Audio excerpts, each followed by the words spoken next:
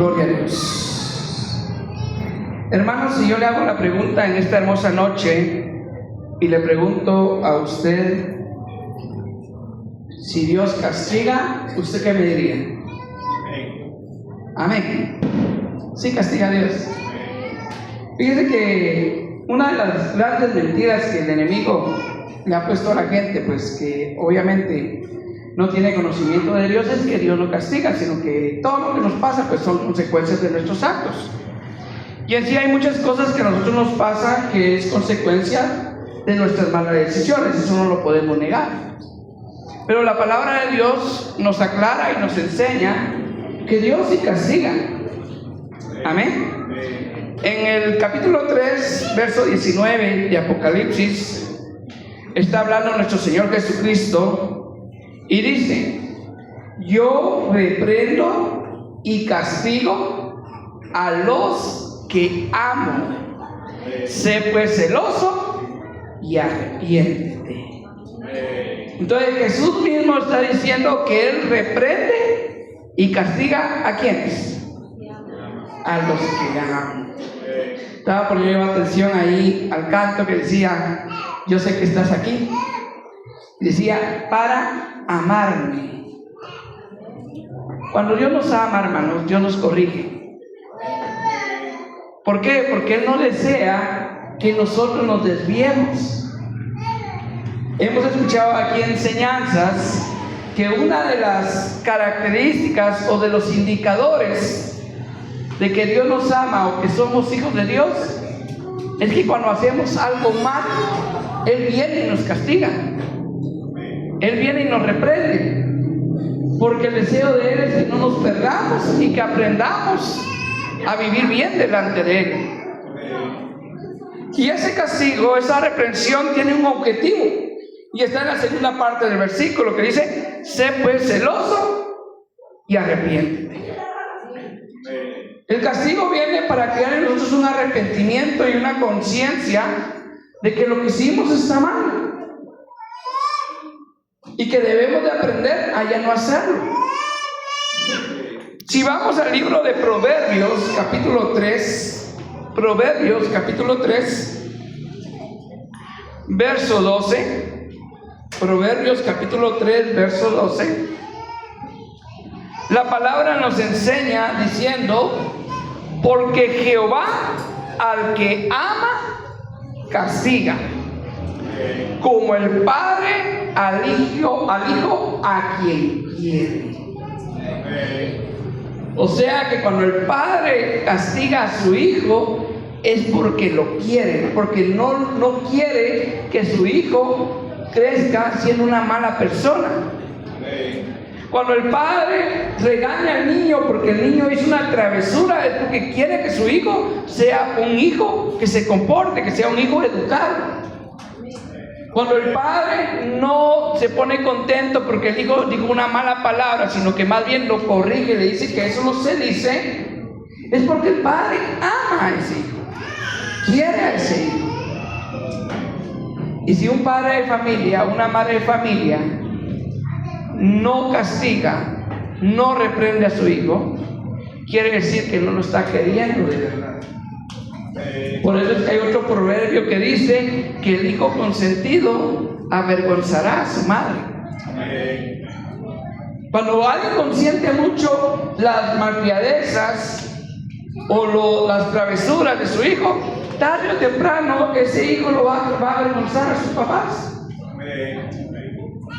Porque va a crecer siendo una persona que no va a tener ni principios ni valores.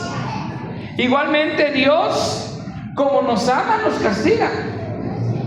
Entonces, si usted al hacer algo malo le pasa cosas, es porque Dios desea que usted no sea como las demás personas. Muchas veces miramos que hay personas que se dedican a cosas malas y les van bien. Y nosotros decimos: ¿y por qué yo, que estoy tratando una manera de buscar a Dios, me pasa esto, me pasa lo otro? Porque también muchas veces nosotros como cristianos, pues como somos seres humanos, le fallamos a nuestro Padre Celestial. Y nuestro Padre Celestial, en su proceso de Padre con nosotros como hijos, nos castiga para que vayamos creciendo espiritualmente. Le voy a dar 3 ejemplos de la Biblia sobre el castigo de Dios y sobre el objetivo del castigo de Dios, porque uno de los objetivos principales al arrepentirnos es restaurarnos, porque Dios siempre busca restaurar la relación que posiblemente se fragmentó o se debilitó cuando le fallamos. Ese es el objetivo de Dios, restaurarnos. Y el primer ejemplo es un ejemplo bien conocido. Yo quisiera que me acompañara al libro de Jonás capítulo 1, verso 1 en adelante. Jonás capítulo 1, verso 1 en adelante. Nos enseña la palabra de Dios. En el versículo 1, vino palabra de Jehová a Jonás, hijo de Amitai, diciendo: levántate y ve a Nínive, aquella gran ciudad, y pregona contra ella, porque ha subido su maldad delante de mí. Y Jonás se levantó para huir de la presencia de Jehová a Tarsis, y descendió a Jope, y hay una nave que partía para Tarsis, y pagando su pasaje, entró en ella para irse con ellos a Tarsis, lejos de la presencia de Jehová. Viene Dios y le da una comisión a Jonás, que ya era un profeta de Dios, que ya era un siervo de Dios, y le dice que tenía que ir a dar un mensaje contra la ciudad de Nínive, que es lo que después se conoció como Babilonia, lo que hoy en día es Irán. Y el mensaje era un mensaje de reprensión, porque él dice: porque su maldad ha subido delante de mí. Y Jonás, en lugar de aprovechar para ir a predicar la palabra de Dios, más bien toma la decisión de huir de la presencia de Dios, sabiendo, yo digo que él sabía que la presencia de Dios no podía huir, porque la palabra de Dios dice que aún en el infierno ahí está el Señor. Él está en todos lados, porque Él es omnipresente, como Jesucristo es omnipresente. Es una característica de Dios. Por eso es que ningún hombre como Pedro, Juan, Santiago, Judas, Pablo, María, ninguno de ellos puede escuchar a muchas personas a la vez, porque ellos no tienen esa característica de omnipresencia, solamente nuestro Padre Celestial. Entonces él intentó huir, y uno se pone a pensar: pero ¿por qué no quiso dar ese mensaje? La ciudad de Nínive era una ciudad muy grande, que la palabra de Dios nos enseña que era un día de camino. Imagínense cuánto es un día de camino. Yo no sé si usted ha caminado alguna vez lo suficiente para caminar un día y qué distancia ha logrado abarcar. Pero él tenía que pasar un día entero caminando, pregonando el mensaje que le iba a dar Dios. Yo me imagino, esto es una especulación que tengo yo, que Jonás decía: bueno, voy a ir a predicar, voy a estar un día caminando, predicando, y al final Dios va a tener misericordia. Entonces, ¿para qué voy a ir? Y es lo que muchas veces nos pasa a nosotros. Pensamos y queremos que ese mensaje, que era un mensaje que iba a haber un castigo para el pueblo de Nínive, se haga realidad en aquellas personas. Cuando olvidamos que Dios, nuestro Dios, es un Dios amoroso, y que Él lo que quería era un cambio en esa ciudad, un cambio en esa gente. Y ese era el objetivo principal por el cual Jonás iba a tener que caminar un día entero predicando lo que tenía que predicar. Nosotros no tenemos que predicar para condenar a la gente. Nosotros tenemos que predicar para mostrarles el camino de salvación a la gente, para mostrarles que Jesucristo se entregó en la cruz del Calvario por amor de todos nosotros, y que gracias a ese sacrificio nosotros podemos entrar confiadamente hasta el trono de la gracia. Entonces viene Jonás en el versículo 4, dice que cuando él ya iba en el barco hacia Tarsis, dice Pero Jehová hizo levantar un gran viento en el mar, y hubo en el mar una tempestad tan grande que se pensó que se partía la nave. Yo no sé si usted alguna vez ha tenido la experiencia de estar en el mar, en un barco, y que haya una tormenta. No sé si usted ha tenido esa experiencia, y que el mar se agite de tal manera que el barco se tambalee de un lado para otro, y que cruja la madera del barco de tal manera que usted sienta que ese barco se va a partir en dos, y que definitivamente todos van a morir. Dice en el verso 5, y los marineros, escuche bien, eran marineros.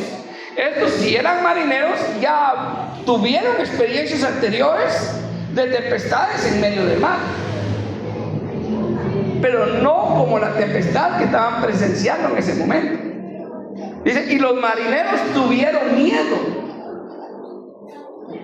Él tenía un montón de experiencia, pero tuvieron miedo. O sea que ese castigo que venía de parte de Dios era un castigo poderoso. Mire, hermano, que el mensaje principal estaba para Nínive. Y Dios dejó que Jonás tomara una nave y le permitió que se montara en esa nave, cuando lo pudo haber detenido desde antes. Pero porque aparte del mensaje a Nínive, Dios también iba a ir por unos marineros que iban hacia Tarsis.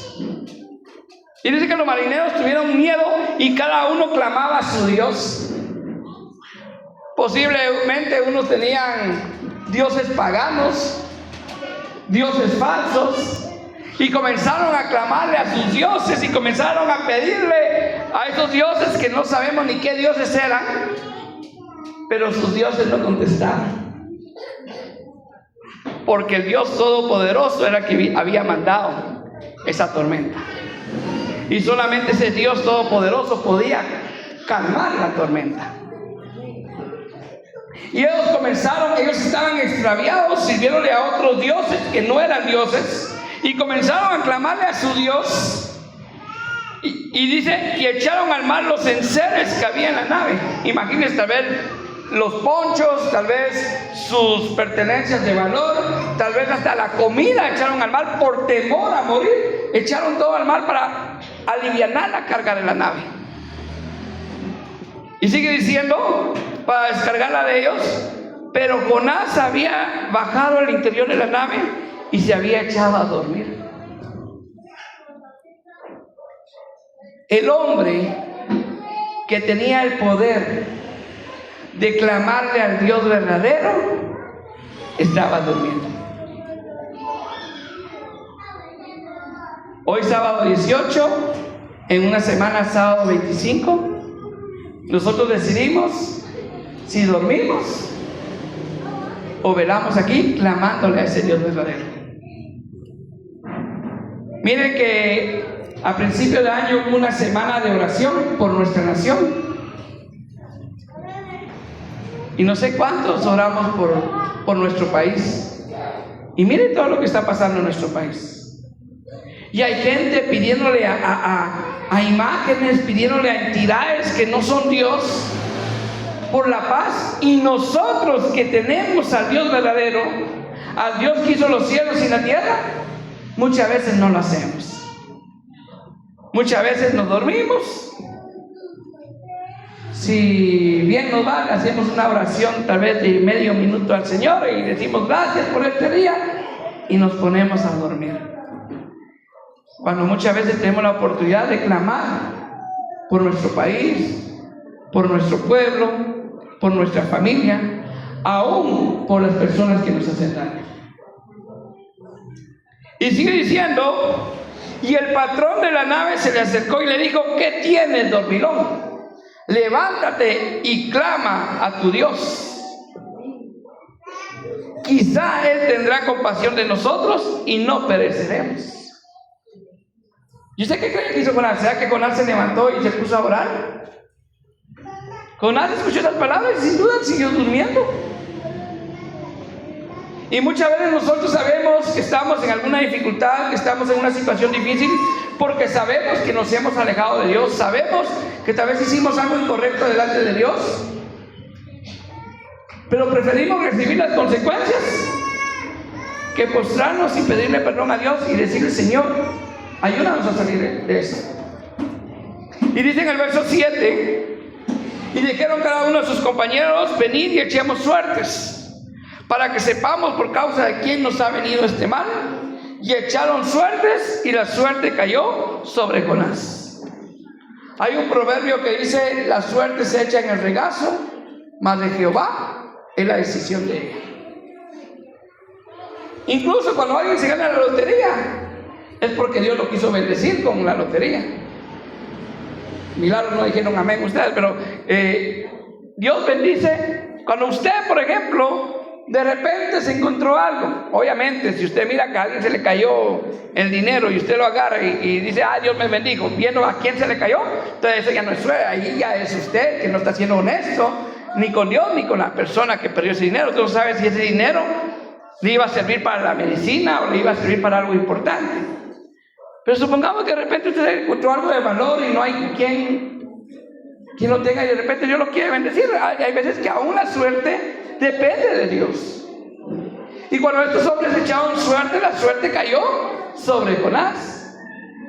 Y esto me recuerda cuando Judas cayó de su ministerio. Dice la palabra de Dios que los 11 echaron suertes sobre 2 varones para ver quién iba a ocupar el apostolado del cual cayó Judas. Y la suerte cayó sobre Matías, y dice la palabra de Dios que fue contado entre los 12.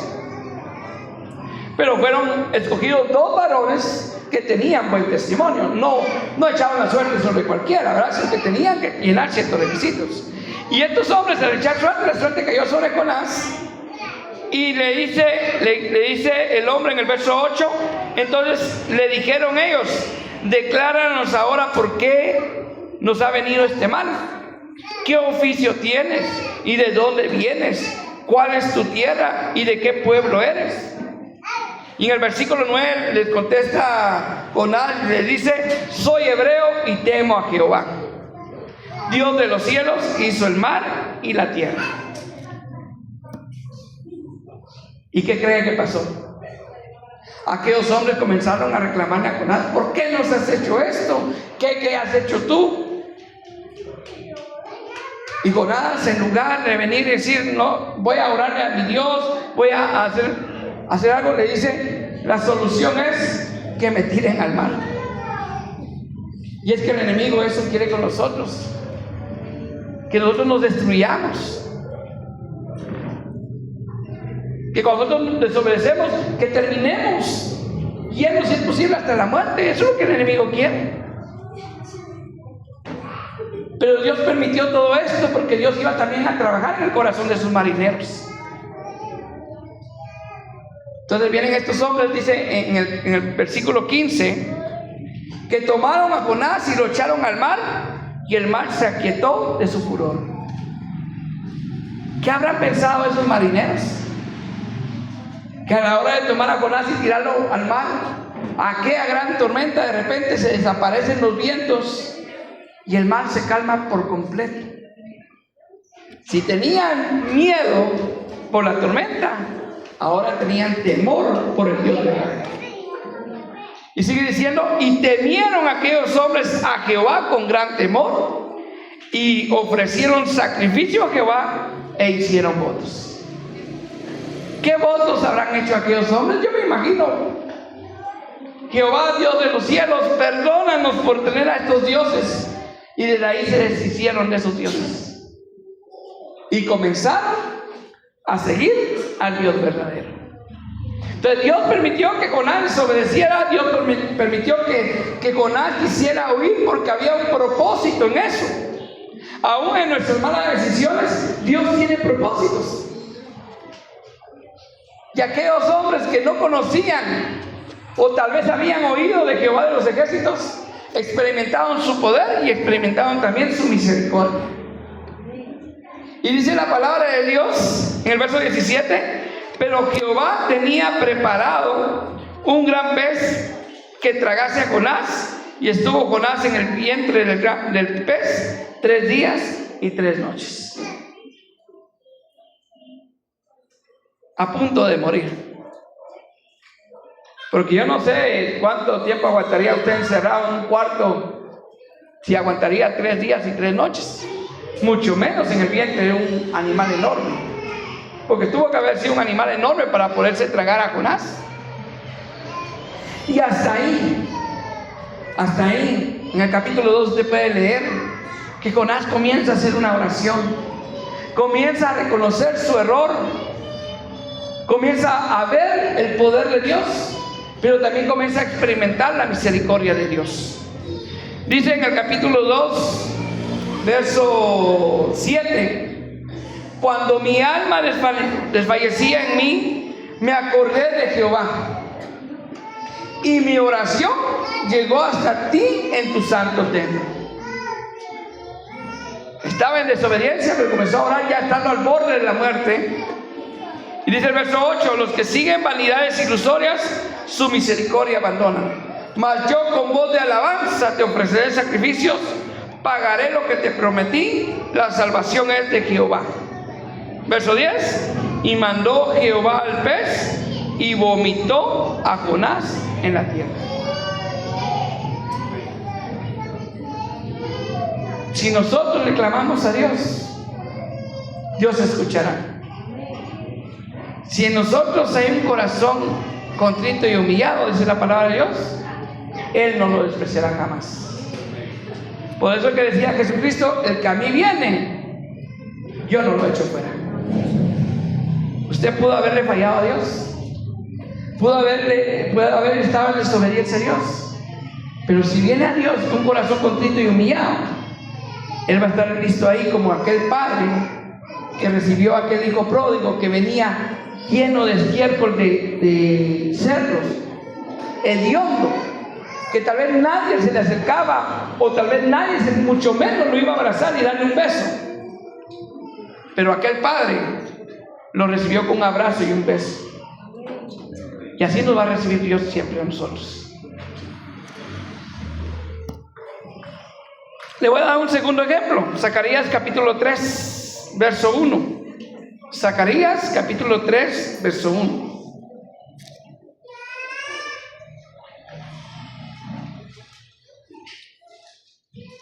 Dice en Zacarías capítulo 3, verso 1: me mostró al sumo sacerdote Josué. Hermano, yo no sé si usted sabe que es un sumo sacerdote. En el pueblo de Dios había sacerdotes, pero el sumo sacerdote era el encargado de ofrecer cada año el sacrificio por él y por el pueblo en el lugar santísimo, al cual no podía entrar cualquiera. Incluso cuando el sumo sacerdote entraba, cuenta la tradición que entraba con una cadenita amarrada en su traje y con un lazo atado a su cintura. Y que los que estaban afuera en el lugar santo, media vez escuchaban la campanita, quiere decir que el sacerdote estaba haciendo todo lo que tenía que hacer dentro del lugar santísimo. Pero si dejaban de escuchar esa campanita, posiblemente aquel hombre había muerto en el lugar santísimo, porque si entraba en pecado, ahí se quedaba, y lo jalaban con el lazo para poder sacarlo, porque ellos no podían entrar tampoco, porque solo podía entrar el sumo sacerdote. Y dice la palabra de Dios que me mostró al sumo sacerdote Josué, el cual estaba delante del ángel de Jehová, y Satanás estaba a su mano derecha para acusarle. ¿Sabe por qué estaba a su mano derecha?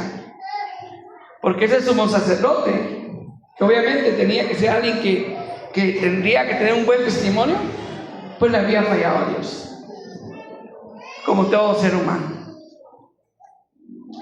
Pero este hombre, en lugar de alejarse de Dios, fue con el ángel de Jehová, que hemos aprendido que el ángel de Jehová es Jesucristo.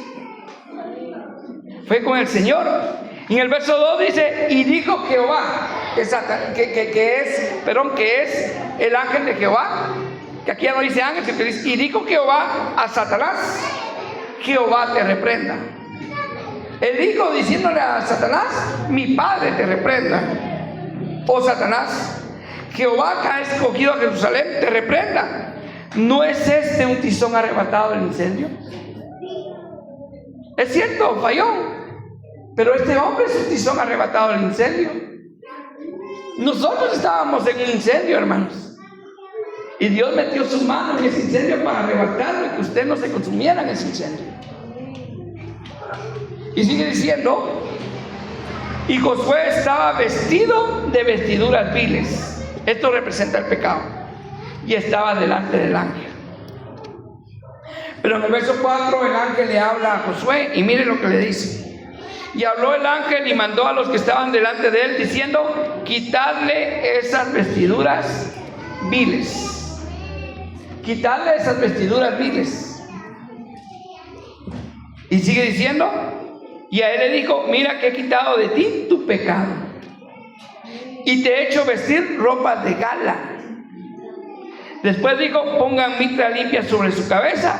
Y pusieron una mitra limpia sobre su cabeza y le vistieron las ropas, y el ángel de Jehová estaba en pie.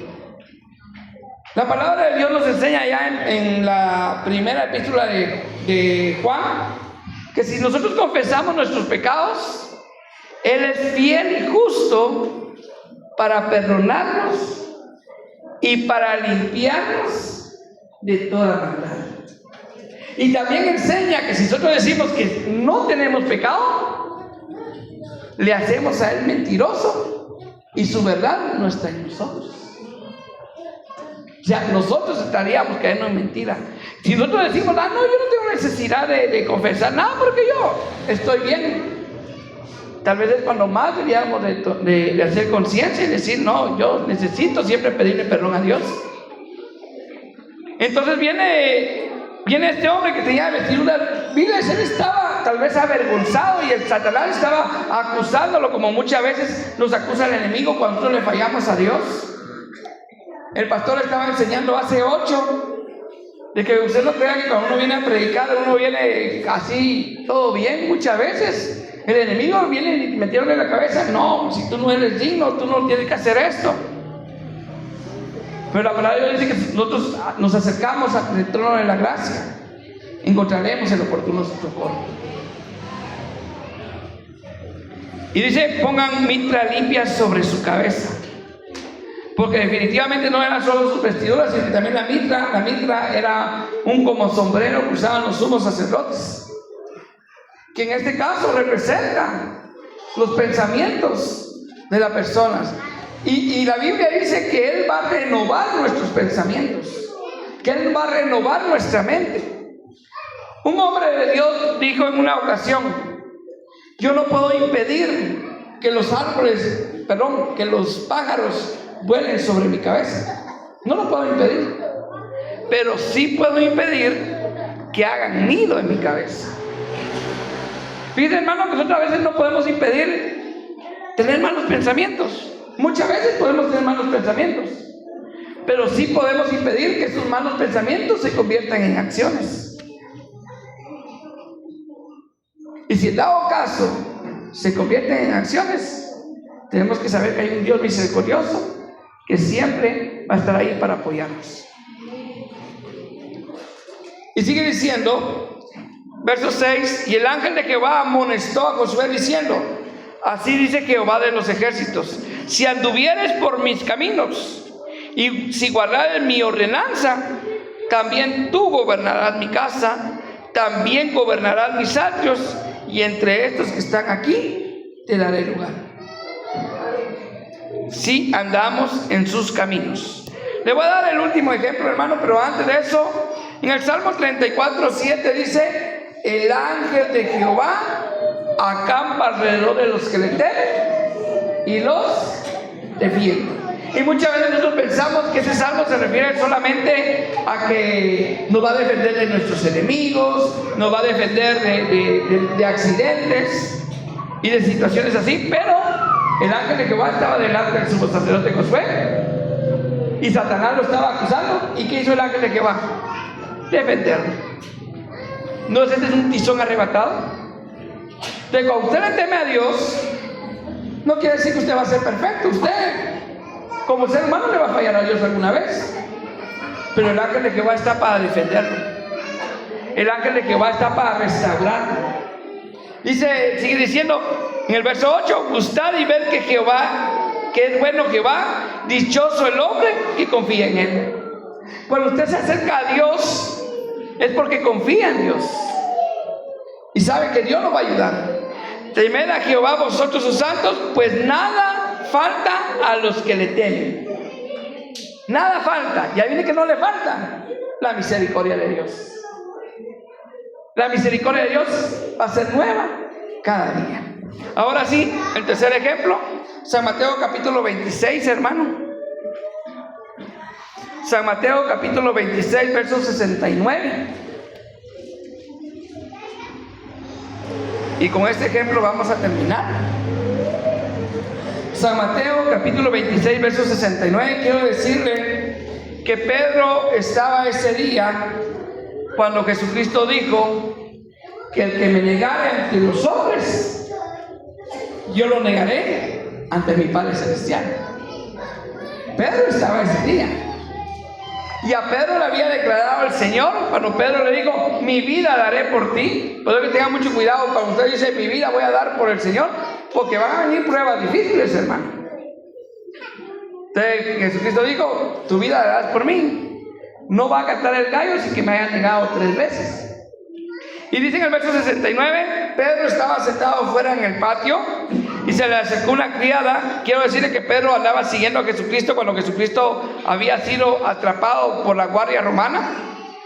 Y Pedro lo estaba siguiendo. Entonces dice que Pedro estaba sentado afuera del patio y se le acercó una criada diciendo, tú también estabas con Jesús el Galileo. Mas él negó delante de todos diciendo, no sé lo que dices. Verso 71. Saliendo él a la puerta, le vio otra y dijo a los que estaban ahí, también este estaba con Jesús el Nazareno. Pero él negó otra vez con juramento, imagínense.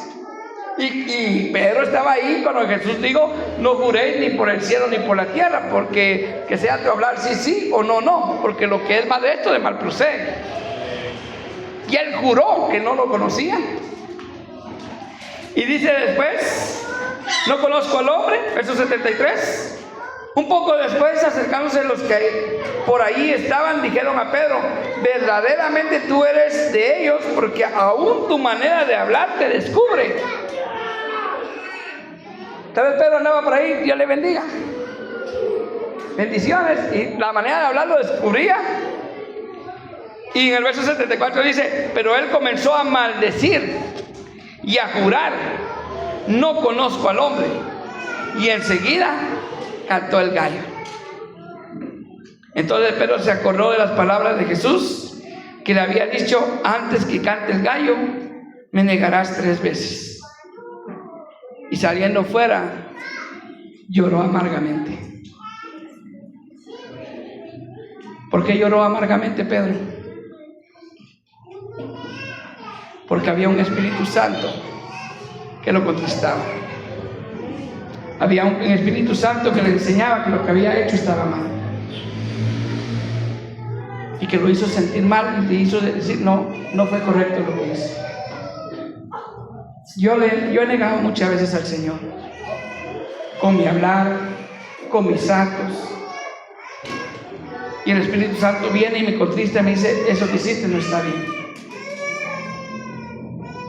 Quiero decirle que Jesús, después de que resucitó, se les presentó a Pedro y a los 11 y además discípulos y gente que lo seguía, y que Jesús pasaron 40 días para ascender al cielo. 40 días estuvo Jesús todavía preparando a la iglesia, como 40 días estuvo ayunando antes de comenzar su ministerio. 40 es un número de preparación que Dios tiene. Poco más de un mes. Y en esos 40 días, quiero decirle que Pedro tomó la decisión de regresar a su antiguo trabajo, pescador. Y andaba hasta con otros miembros de los discípulos de Jesucristo.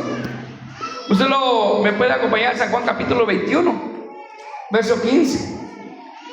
Pedro estaba pescando con los discípulos Y el Señor, antes de ascender, se acercó a la orilla de la playa y les dijo desde la orilla de la playa, les habló hacia la barca y les dijo: ¿no tienen un pescado que me regalen para comer y un pedazo de pan? Y aquellos hombres le dijeron: mira, toda la noche hemos estado tratando la manera de pescar y no hemos pescado nada.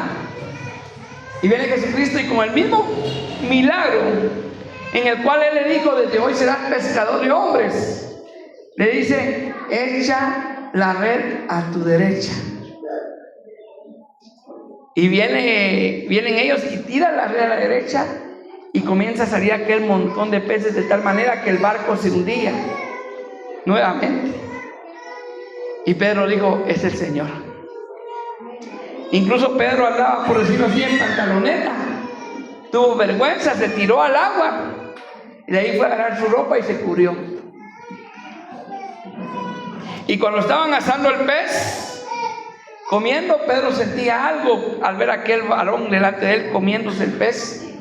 Y en el verso 15 dice, San Juan capítulo 21, verso 15: cuando hubieron comido, Jesús dijo a Simón Pedro: Simón, hijo de Jonás, ¿me amas más que a estos? Le respondió: sí, Señor, tú sabes que te amo. Él le dijo: apacienta mis corderos. Verso 16, volvió a decirle la segunda vez: Simón, hijo de Jonás, ¿me amas? Pedro le respondió: sí, Señor, tú sabes que te amo. Le dijo: pastorea mis ovejas. Le dijo la tercera vez, como le negó tres veces le pregunta al Señor: Simón, hijo de Jonás, ¿me amas? Pedro se entristeció de que le dijera la tercera vez: ¿me amas? Le respondió: Señor, tú lo sabes todo, tú sabes que te amo. Jesús le dijo: apacienta mis ovejas. Tres veces le preguntó Jesús que si le amaba. Pedro posiblemente ya no quería saber nada del Señor, pero el Señor lo fue a buscar. El domingo también recibieron una enseñanza sobre que Jesús es nuestro pastor y que Él da la vida por sus ovejas, y que si una oveja se extravía, Él la va a ir a buscar, pero que nadie se las puede arrebatar. Si usted es oveja de Cristo, nadie lo puede arrebatar de las manos del Señor. Usted puede leer en Hechos capítulo 2 como aquel hombre que había negado 3 veces a Jesús. En el día de Pentecostés, cuando cayó el Espíritu Santo, da un discurso y se convierte en 3,000 almas a Cristo. 1,000 por cada vez que le negó. El Señor a veces no mira tus errores, sino que mira el potencial que tenemos para poder servirle a Él. Y Él lo que anhela es restaurar esos ministerios para poder servirle a Dios. En Proverbios capítulo 24, verso 16 dice: porque 7 veces cae el justo y vuelve a levantarse. O sea que un hombre justo no es un hombre perfecto, porque cae. Y posiblemente nosotros hemos caído algunas veces, pero está ahí el Señor para levantarnos, para restaurarnos. La Biblia dice que Él nos ha hecho nuevas criaturas, no criaturas perfectas, que no van a fallar. Nos han hecho nuevas criaturas, porque ahora no somos cualquier criatura, somos hijos de Dios. Y como hijos, Dios nos va a corregir, pero también nos va a restaurar. Denle palmas al Rey de Reyes y Señores, señores. Yo espero que esta enseñanza cree algo bueno en nuestros corazones y que nos ayude a confiar de que Dios siempre va a estar ahí para levantarnos, para restaurarnos. Yo lo voy a invitar a que se ponga sobre sus pies. Recuerde que de hoy en 8 hay vigilia y que tenemos que pedirle al Señor. Lo voy a invitar a que se ponga sobre sus pies. Vamos a despedir el servicio. Y si usted escucha ese canto de fondo es porque Él siempre nos va a levantar, hermano. No sé si alguien viene ahí con necesidad de que Dios lo levante, puede pasar al frente. Aquí hay varones que pueden orar por usted. Ahora si no, pues puede orar desde ahí, desde su silla, ¿verdad? Padre Celestial, en esta hermosa noche te damos gracias, Señor, porque tu misericordia, Señor, es nueva cada día, Señor. Y te damos gracias, Señor, porque a pesar, Señor, de que nosotros te fallamos, a pesar que muchas veces te negamos, Padre, con nuestras palabras, con nuestros hechos, Señor, con nuestras actitudes, Señor, tú siempre nos levantas, Señor, y nos restauras, Señor, porque tu deseo, Señor, es que sigamos adelante en tus caminos, Padre. Y así como buscaste a Pedro, Padre, nos buscas a nosotros muchas veces, porque no deseas que ninguno de nosotros nos perdamos, Señor. Gracias, Señor, por tu misericordia. Gracias, Señor, por ese Espíritu Santo que nos contrista y nos ayuda a saber cuando te hemos fallado, Señor. Y que nos ayuda también a buscarte, Señor. Y no buscar otras alternativas, sino que buscarte aquí en tu casa, Padre. Para poder alabarte, para poder adorarte, Señor. Y para poder pedirte perdón, Señor. Gracias, Señor, por todo, Señor. Te pido por cada una de las peticiones que hoy trajeron tus hijos delante tuya, Señor. Que tú puedas, Señor, contestar a esas peticiones y que ellos puedan ver tu misericordia en sus vidas. Te pido, Padre, por esas familias, Padre, que han perdido un ser querido, Señor, que tú vengas a consolar, que tú vengas a fortalecer esos corazones, Padre. Sabemos, Padre, que en este mundo estamos de pasadita, que somos peregrinos en esta tierra, Padre, y que por lo tanto tenemos que ocuparnos, Señor, en lo espiritual, para que aquel día, Señor, podamos estar contigo en el reino celestial, Señor. Gracias por todo, Señor. Gracias por este mensaje. Gracias por tu palabra. Bendice a cada uno por nombre, Padre. Bendice ese camino de regreso a nuestros hogares. Bendice esos alimentos para los hermanos que van a cenar, Señor. Y te pedimos, Señor, que nos ayudes cada día a seguir adelante, Padre. Todo esto te lo pedimos en el nombre que es sobre todo nombre, en el nombre de tu Hijo amado Jesús. Amén, amén y amén. Estamos despedidos, hermanos.